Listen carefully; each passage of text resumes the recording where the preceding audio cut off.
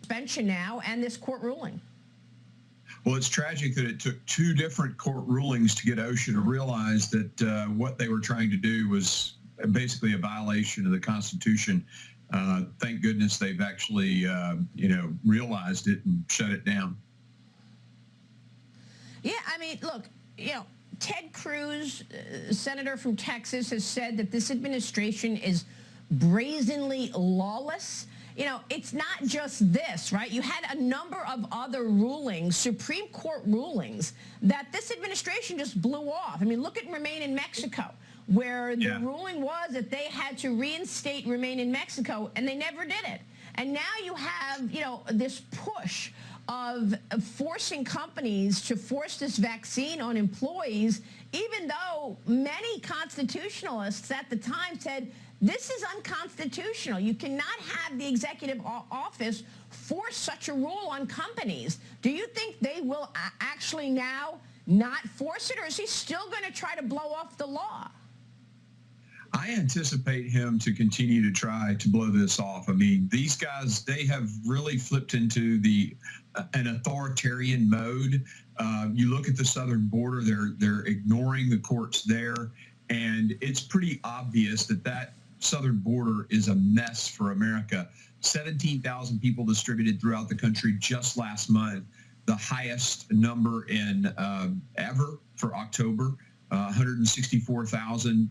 You, I think, in your monologue talked about the fentanyl and the record number of overdose deaths. This guy doesn't care about America. He's trying to remake America and into their, socialist utopia. And they know that things like the southern border, they'll come over, they'll have anchor babies, they'll vote Democrat. That's why they're doing this. It's really unconscionable. The mothers of these people who have overdosed have to be feeling, just shell-shocked. How does this happen? That fentanyl is made in China and then pushed through Mexico, the Mexican cartels getting it in here and killing our people. I mean, is the CCP just trying to kill Americans, or how is it possible that there's no acknowledgement of this? Do you think this is going to come up today? Because the president is going to be meeting with the president of Canada, the prime minister of Canada, the president of Mexico. And of course, this comes at a time that all of this is in our face. Biden canceled the Keystone Pipeline. That's going to be an issue.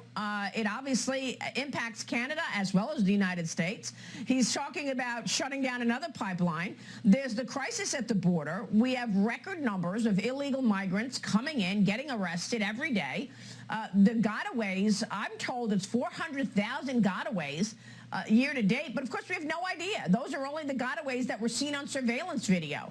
So what do you think is going to be the main focuses of these meetings today? Because we're expecting him to go to his root causes conversation, but we know the root cause. The root cause is canceling the XL pipeline and having a wide open border, isn't it? That's the root cause.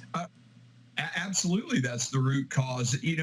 Basically, you look at immigration from a push factor, of course, the path that people have to take, and then the pull factors. The pull factors basically have been opened wide up. So there's no barrier, and the president of Mexico is not cooperating now. In fact, I would be willing to bet willingly letting caravans come across because it gives him leverage in the economic discussions that may be a part of this meeting today. That's the leverage point that President Trump used. He threatened tariffs, and he got what he wanted from the Mexican government. This Mexican government is using the immigration issue to get something from Biden. And who knows? I don't have a crystal ball. I know what President Biden should be talking about, and it's getting them to stop the caravans, remain in Mexico, and all the things that would secure our southern border. But it's this administration seems to be doing everything that we wouldn't do, whether it's, blocking oil, restricting the supply of oil, and then asking OPEC to increase it,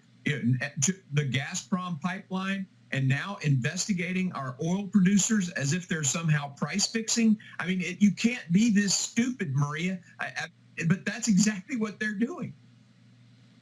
Yeah, and now he's trying to blame the oil and gas companies as he begs OPEC and begs China to release more oil.